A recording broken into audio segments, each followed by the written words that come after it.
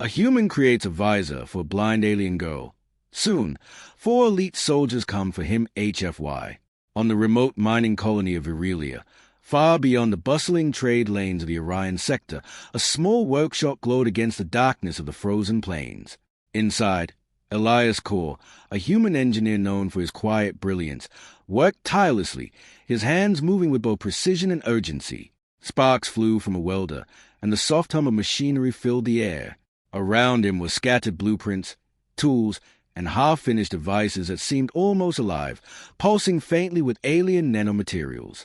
Elias was not building a weapon or commercial gadget. He was building something much more delicate, a visor for a blind girl. Her name was Lyra, a young member of the Seren species, a race known for their pale, translucent skin and large, reflective eyes that glimmered like polished crystal. Unlike most Seren, Lyra could not see. Her blindness isolated her in a world where vision was tied to status, culture, and even survival. Elias had met Lyra months ago when a routine supply ship had stopped at Virelia. She was curious, bright, and surprisingly brave for someone so young and disabled. Her family had explained her condition with quiet sorrow, and Elias, moved by her resilience, had promised himself he would help her. He believed that technology, when combined with creativity and understanding, could bridge even the deepest gaps. He studied her anatomy, her senses, and her reactions, carefully mapping how light and energy could be translated into signals her brain could interpret. The visor he was crafting was unlike anything else. It used a blend of human optics, Seren bio-nanotech, and adaptive software that could interpret the faintest vibrations of light, color, and shape. Elias smiled to himself as he made the final adjustments, his heart racing with anticipation. "Tomorrow," he whispered to the empty workshop, "you'll see the world." The next morning, Elias carried the visor to Lyra's small dwelling at the edge of the colony. She was sitting on a bench outside, hands folded neatly in her lap, and her long, silvery hair caught the early light. Despite her inability to see, she had a natural grace in her movements and a quiet curiosity about the world that made her fascinating to Elias. "Good morning, Lyra," Elias said softly, holding up the visor. "I've finished it." Lyra tilted her head. "Finish what?" she asked, her voice a mixture of confusion and hope. "This," Elias replied, gently placing the visor in her hands. It was lightweight, sleek, and seemed to hum with faint energy. "This is a gift. It will help you see." She raised an eyebrow. "See?" she asked. "Humans say strange things." Elias smiled. "Not strange, Lyra. True." With careful guidance, he helped her place the visor over her eyes. There was a pause, a moment where nothing seemed to happen, and then the world exploded into color. Lyra gasped. Shapes, light, and shadow filled her vision. She blinked rapidly, overwhelmed, and then laughter escaped her lips, a pure, joyful sound. Trees shimmered with soft green hues, distant mountains glowed under the sun, and the buildings of Virelia appeared in precise detail she had never imagined. But more astonishingly, she could perceive subtle changes in the world around her, the faint nervous energy of a nearby worker, the gentle contentment of a bird as it took flight, and even Elias's excitement radiating in small, visible pulses. I can see," she whispered, almost in disbelief. Everything is real." Elias's chest swelled with pride. "Yes," he said quietly, "and this is only the beginning." Days passed, and Lyra grew more confident with the visor. She explored areas of the colony that had always been off-limits to her. She marveled at the underground mines, watched the stars from the observation decks, and even began sketching the world she now perceived. The visor didn't just give her vision. It enhanced it, translating subtle vibrations and energies into images she could understand. Elias observed her with fascination. She was learning faster than any human could, adapting to the visor's feedback in ways he had not anticipated. The bond between human and alien deepened with every shared experience. Lyra would sometimes reach out her hand and say, "Can you feel this too, Elias?" And together they would explore a sound, a light, or movement in the colony, translating it into a shared understanding. It seemed perfect. Yet, as the visor continued to function, Elias noticed a strange pattern in the readings. The nanotech within the device, combined with Lyra's unique biology, created subtle signals, almost like a language that could amplify certain empathic abilities far beyond their natural limits. He had not intended this, but the potential was undeniable, and that potential was dangerous. Word of Elias's creation spread faster than he expected. At first, it was quiet whispers among the Seren families, humans meddling with alien technology. Then, the whispers reached the colony authorities, who were already wary of human ingenuity. By the time Elias realized the implications, there were eyes on him that he could not see. One evening, as he adjusted the visor's calibration, he felt a shift in the air. The workshop door, which he had always kept unlocked, creaked. He turned. No one was there, but a faint vibration told him someone, or something, was watching. He returned to his wake, but the feeling of being observed did not fade. Lyra, sensing his unease, placed a gentle hand on his arm. "What is it, Elias?" she asked. "Nothing," he replied, forcing a smile. "Just, sometimes progress attracts attention." But Lyra's eyes, glowing faintly through the visor, seemed to read more than he intended. "Attention can be dangerous," she said softly. Elias nodded, silently agreeing. He knew humans were unpredictable, but so were the Seren authorities.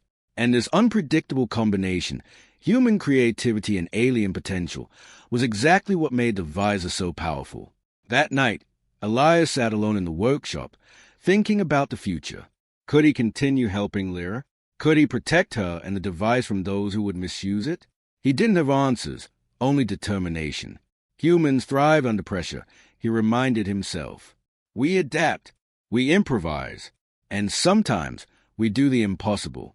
He ran his hands over the visor, feeling the smooth surface of its adaptive nanotech. Somewhere out there, someone, or four someones, would soon arrive, drawn by the promise of power it contained. But Elias was ready. He had created not just a tool, but a bond between human and alien, something no law, no soldier, could easily break. Lyra, asleep nearby, dreamed of colors and shapes she had never imagined. Her fingers traced the patterns of light in the visor's memory banks. Elias watched her, and for the first time, he allowed himself to imagine a world where humans and aliens could truly work together, not as strangers, but as partners. The night stretched on, silent except for the soft hum of machines and the distant echo of the colony. Elias didn't know when the attention would arrive, only that it would. But for now, he had given Lyra something priceless, the world in all its complexity and beauty. And for a human engineer on a frozen mining colony, that was enough to light even the darkest night. The sun was low over the frozen plains of Aurelia, casting long shadows across the colony. Inside his workshop, Elias Core was finishing minor adjustments on Lyra's visor. The device now ran smoothly, translating light, color, and energy vibrations into a perception Lyra could fully understand. He smiled, proud of what they had achieved together. A soft knock on the workshop door interrupted him. Elias froze. Knocking was unusual here. Most visitors announced themselves with the colony's communication network. He stepped cautiously toward the door. "Who's there?" he called. No answer. Only silence. His instincts, honed from years of surviving in isolated colonies, told him this was no ordinary visitor. He reached for a small electromagnetic pulse device he had kept nearby, a precautionary measure for unexpected emergencies. Before he could make a move, the door opened sharply. 4 figures entered, tall, imposing, and clad in sleek armor that reflected the dim light. Their helmets concealed their faces, but the faint blue glow of enhanced vision systems hinted at their advanced capabilities. Elias's stomach tightened. "Who are you?" he asked calmly, though his mind raced. One of them stepped forward, the tallest, holding a compact weapon that pulsed faintly with energy. "We are enforcement officers of the Orion Coalition," the soldier said, his voice calm, almost mechanical. "You are in possession of technology that violates interspecies regulations. Surrender the device immediately." Elias's heart sank. He had suspected that someone would eventually come for the visor, but he had hoped it would be a warning, not armed soldiers. "This device isn't dangerous," he said firmly. "It's for her," he added, nodding toward Lyra, who had entered quietly behind him. The soldier's gaze flicked to her. "Your justification is irrelevant. The device must be examined, and you will comply." Elias shook his head. "No, you don't understand. This isn't just a tool, it's a bridge between species. It's helping her see, helping her live. I won't give it to you. For a moment, the room was silent except for the soft hum of machines. The soldiers moved with precision, forming a circle around him. Each step they took was deliberate, almost predator-like. They were trained for infiltration, combat, and retrieval in hostile conditions. Many humans would have panicked. Elias, however, had something else, unpredictability. He activated a small device on his wrist. Instantly, the lights flickered and a series of holographic decoys projected around the room. The soldiers reacted instantly, but the projections made it difficult for them to tell where the real Elias was. Lyra stepped forward, visor glowing faintly. "Elias, behind you," she whispered. She had learned to read the subtle vibrations of human movement, and she guided him with precision. Elias pivoted, dropping a smoke canister that enveloped the room in thick, white vapor. The soldiers coughed and recalibrated, but their movements were slowed. "Impressive," one of them muttered, though his tone contained no admiration, only annoyance. Elias smiled faintly. "You should know by now, humans are hard to predict." The chase began inside the workshop. Elias moved quickly, knocking over tool racks and activating magnetic traps that sent small metal tools spinning across the floor like deadly projectiles.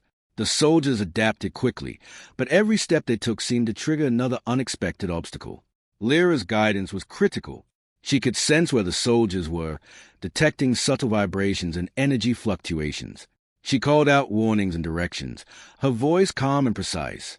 Together, she and Elias formed a perfect team, human creativity and alien perception combined. By the time the soldiers managed to push through the workshop, Elias had already activated a small hover platform and zipped toward the exit. The first clash of human ingenuity against elite enforcement technology had begun. Outside, the plains of Aurelia stretched endlessly. Snow and ice made movement treacherous, but Elias had anticipated this. He led the soldiers through narrow crevices and icy ridges, places where their heavy armor slowed them down. Small gadgets he had deployed along the way, sliding platforms, magnetic traps, and sudden bursts of electromagnetic energy, kept the soldiers off balance. Despite their training, the soldiers began to show frustration. Elias was unpredictable. His tactics were creative, adaptive, and entirely human. Machines could calculate probabilities, but humans could improvise. And in combination with Lyra's empathic guidance, the four soldiers found themselves outmaneuvered at every turn. Yet, they were relentless. One soldier, slightly larger than the rest, adapted faster than the others, analyzing Elias's patterns. "They are using a combination of alien empathy and human creativity," he muttered into a communicator. "Unpredictable. Adjust tactics." Elias paused briefly, taking a breath as he crouched behind a rock outcropping. "I didn't expect them to be so persistent," he murmured to Lyra. She looked at him through the visor.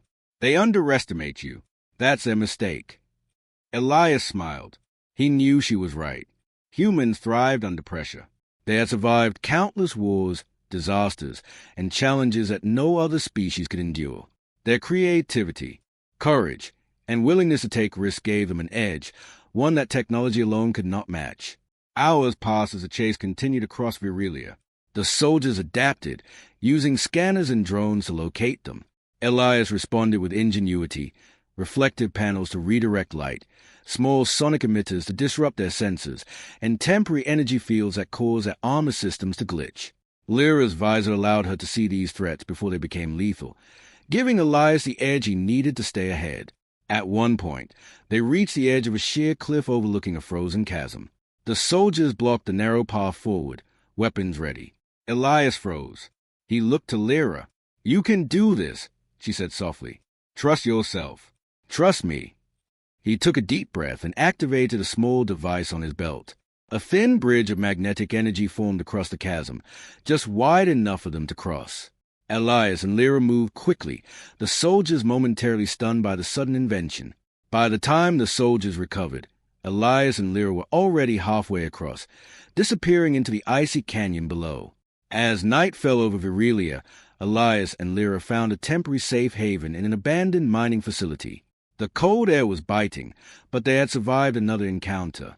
Lyra removed the visor briefly, her eyes reflecting the faint glow of distant stars. "You were amazing," she said softly. "You didn't panic. You were clever." Elias smiled, rubbing his hands together to warm them. "Humans are clever when it matters.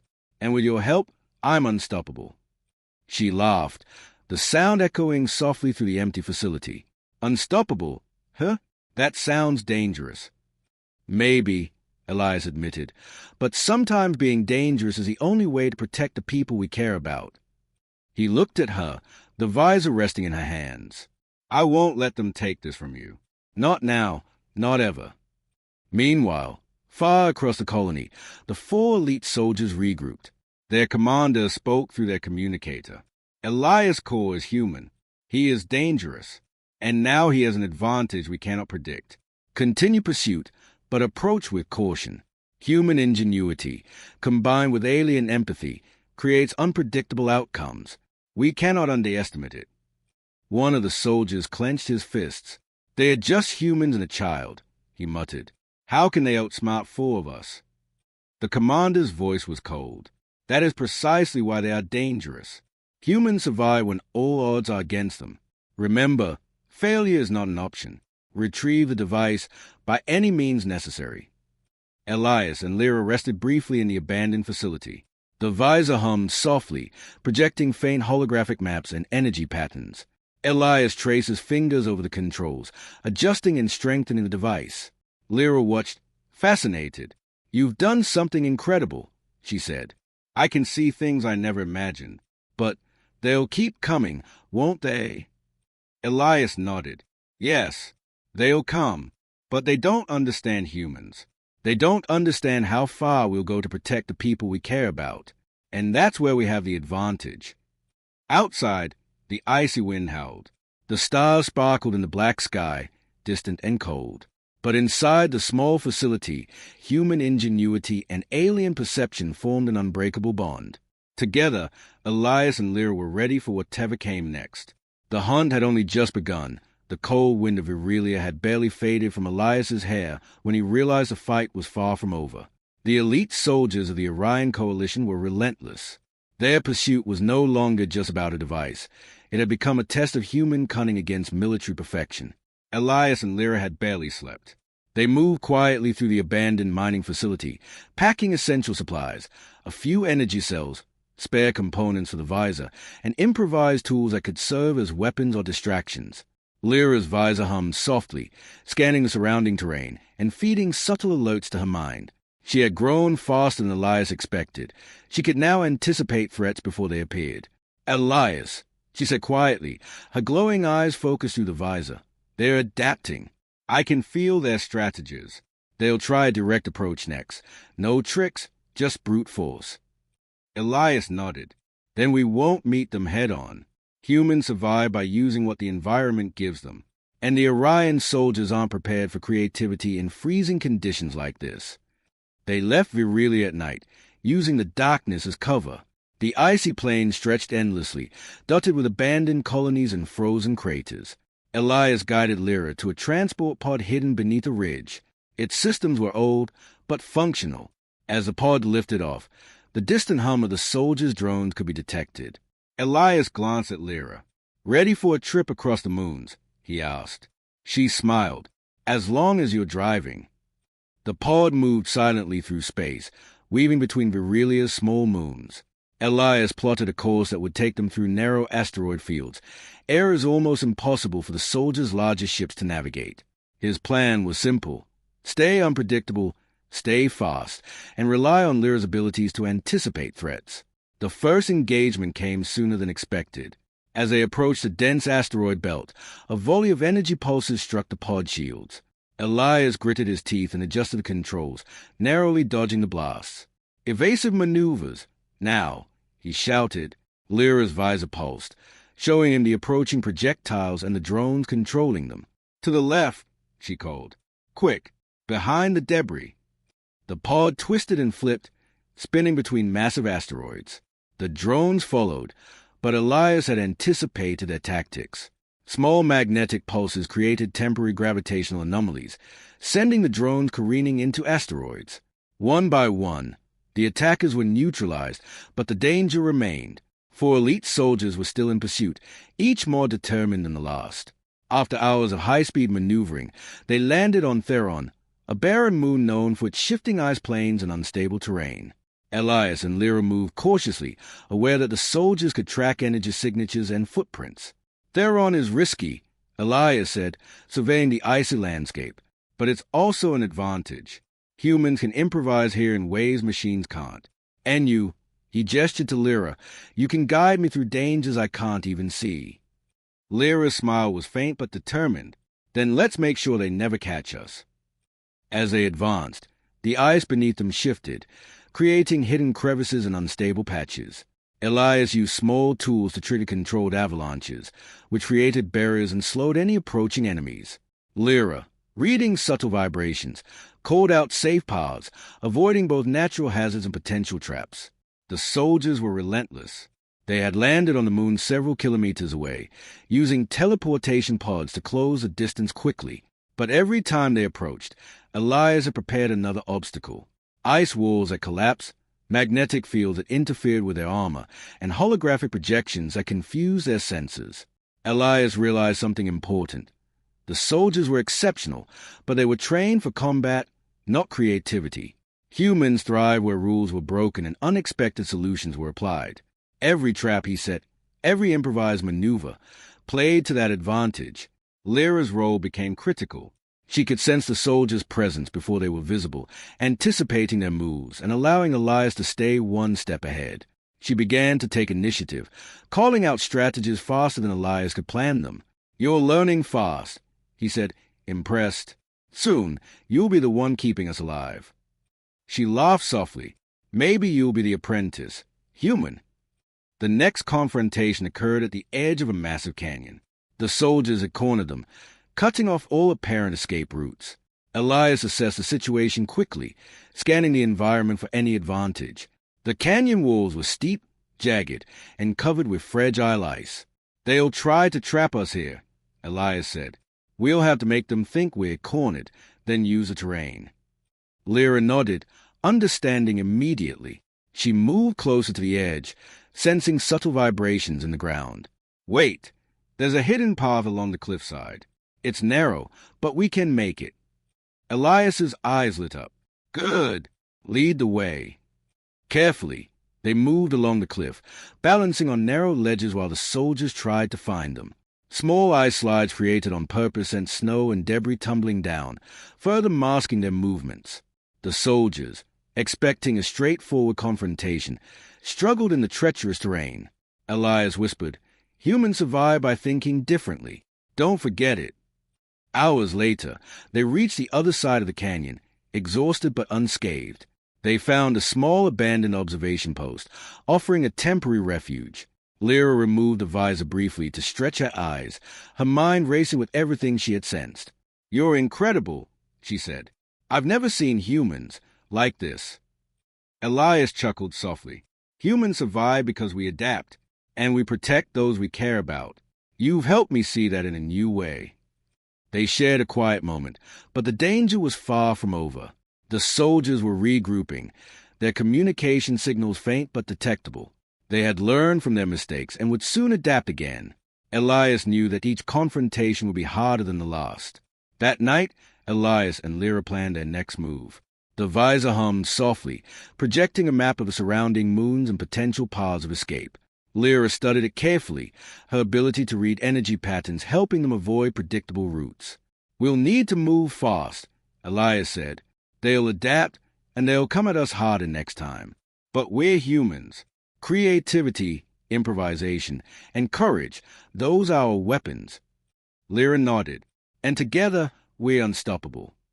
Elias smiled, adjusting the visor to optimize its sensors. "Yes, and now, it's time to show them what humans and our allies are truly capable of." Outside, the cold wind of Theron howled, whipping across the barren landscape. The stars shone bright, distant, and indifferent, yet Elias and Lyra felt the warmth of determination between them. The chase across worlds had tested their limits, but it had also revealed something extraordinary.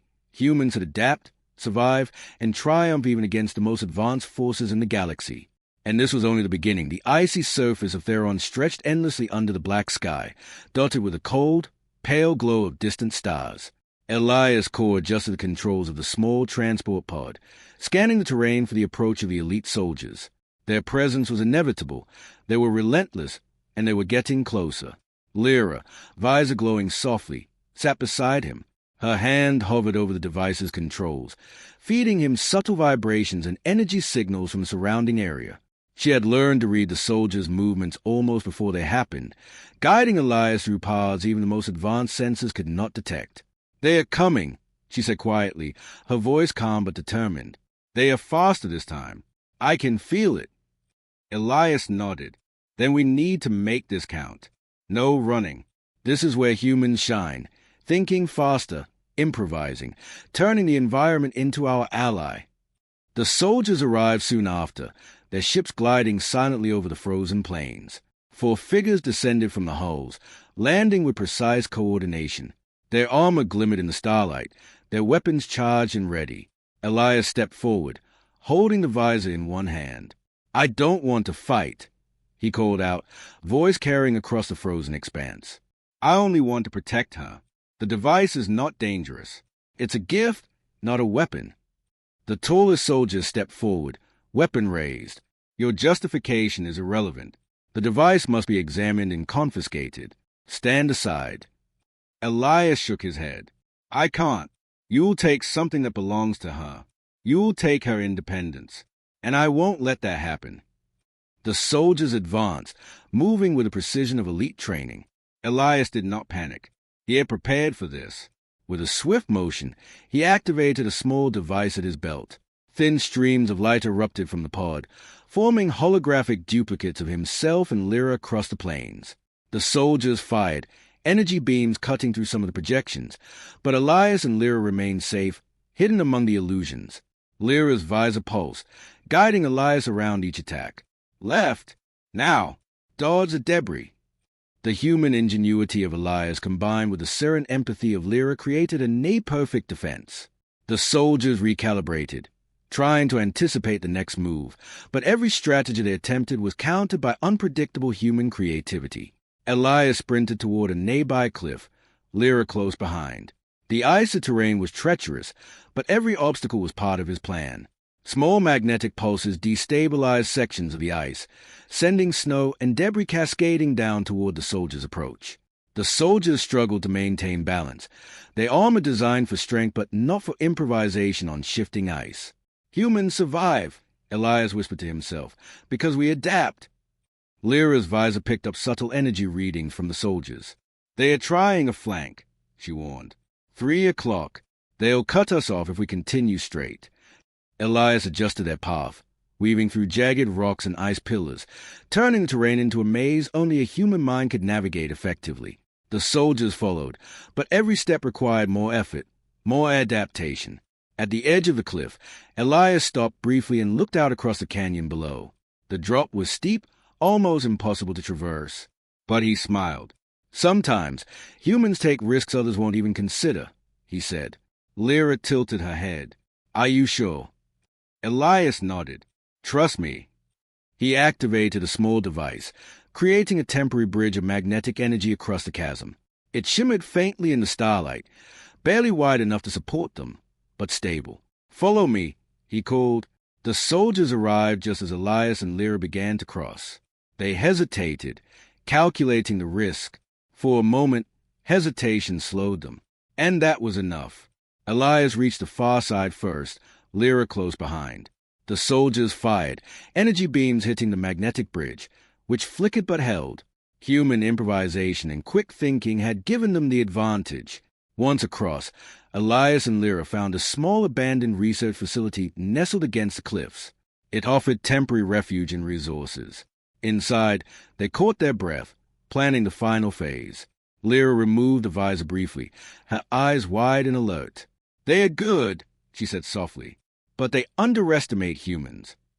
Elias nodded, examining the visor. "Not just humans," he replied. "Human creativity, combined with empathy, combined with courage. That's something no armor, no weapon, can match." Outside, The soldiers regrouped, their voices filtered through communication devices. Elias Core and the alien child are dangerous, one said.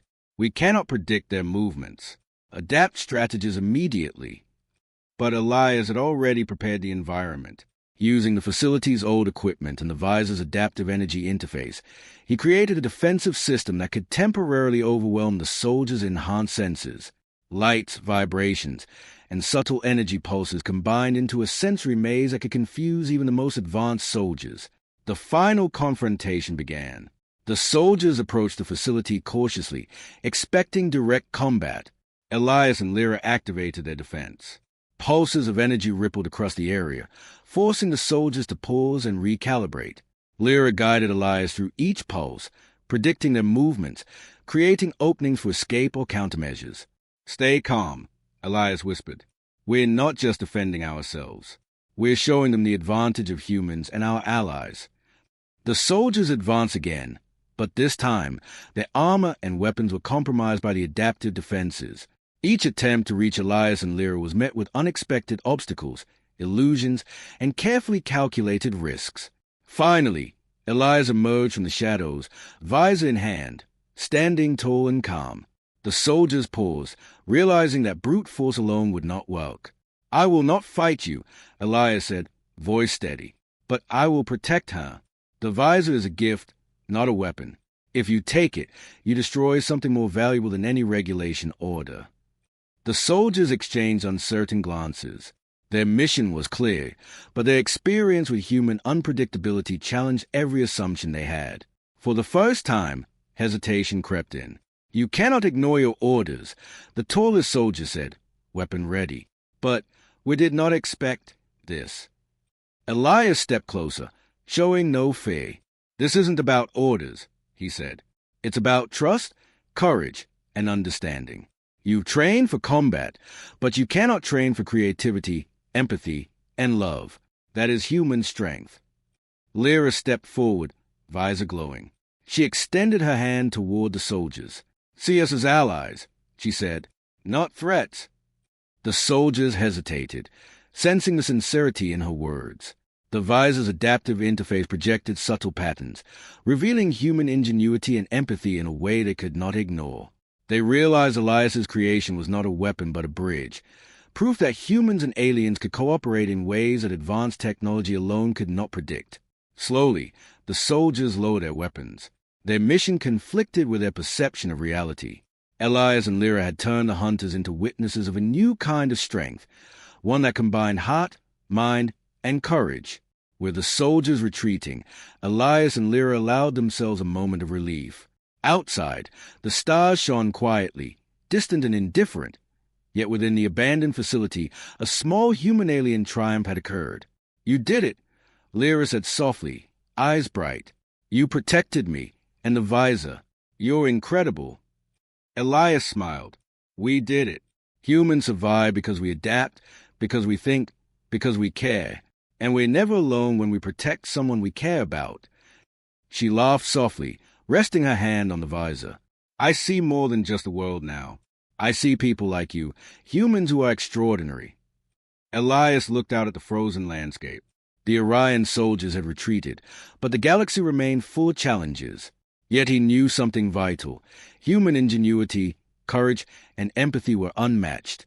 Even in the face of elite soldiers, impossible obstacles, and unfamiliar worlds, humans could prevail. And together, humans and aliens could do even more. As dawn broke over Theron, the visor hummed softly, projecting images of distant stars, alien landscapes, and unseen energies.